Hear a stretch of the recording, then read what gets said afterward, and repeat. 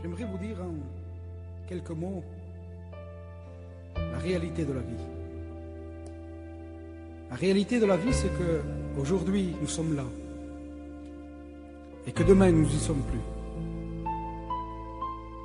En réalité, ce que nous voyons, ce que nous entendons, ce que nous expérimentons devrait en réalité nous ouvrir les yeux. Ouvrir les yeux sur le point que l'homme est fragile sur la terre. L'homme de Dieu dira ces paroles. Il dira, l'homme né de la femme, sa vie est courte et sans cesse agitée. On se préoccupe de droite, on se préoccupe de gauche.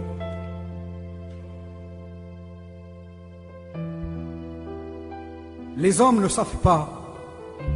On ne pense qu'à bâtir, à acquérir. On ne pense qu'à posséder, à avoir, à s'enrichir.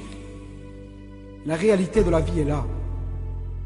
C'est que la vie est courte et sans cesse agitée.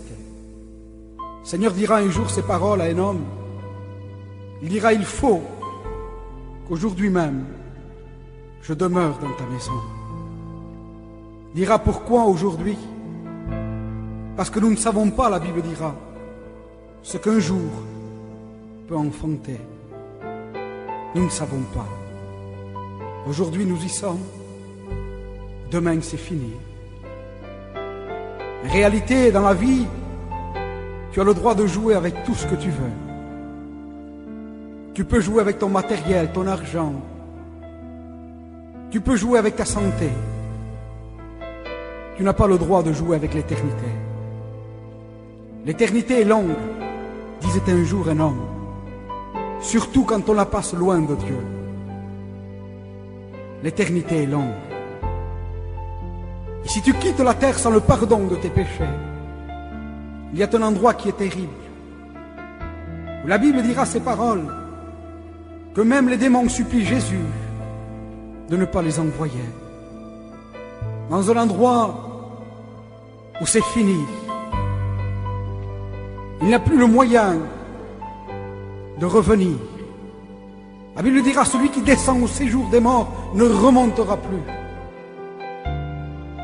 Dans un endroit où Dieu ne parle plus. Dans un endroit où la lumière n'existe plus. Dans un endroit de grincement de dents.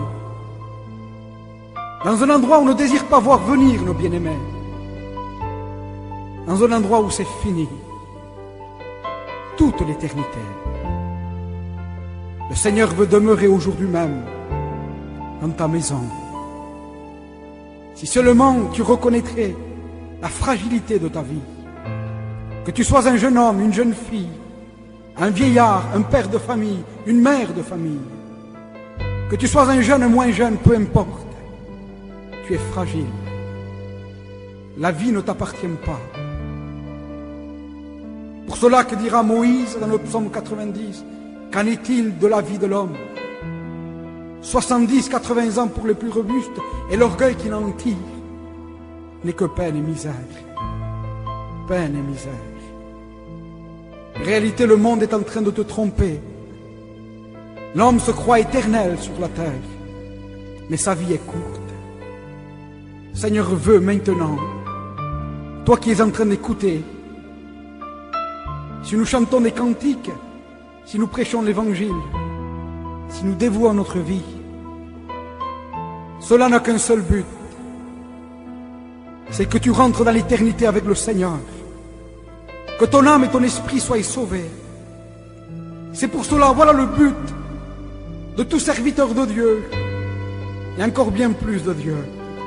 La Bible dit ces paroles, que Dieu veut que tous les hommes soient sauvés et parviennent à la connaissance de la vérité. La vérité, c'est que tu es fragile. Tu as besoin de rencontrer le Seigneur.